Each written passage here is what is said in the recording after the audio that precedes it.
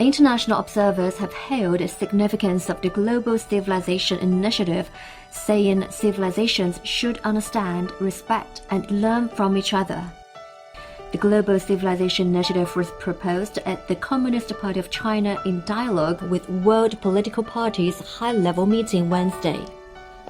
It's very clear that there's a great thirst in the world for this type of approach to development, to cooperation, to mutual respect, to modernization in a human-centered way, not a profit-centered way. I think as far as the majority of the world's people and even the world's leaders and parties are concerned, it absolutely is what they want to hear from their partners and from the leading powers in the world, and it's something that they would like to join in with and get on board with.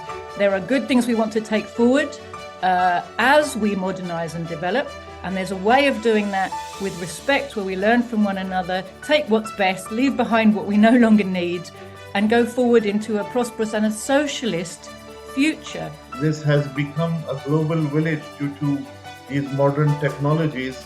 The world has become a global village, and we need to respect civilizations. We need to have respect for values of different civilizations. The world cannot be governed by dominance and unilaterally.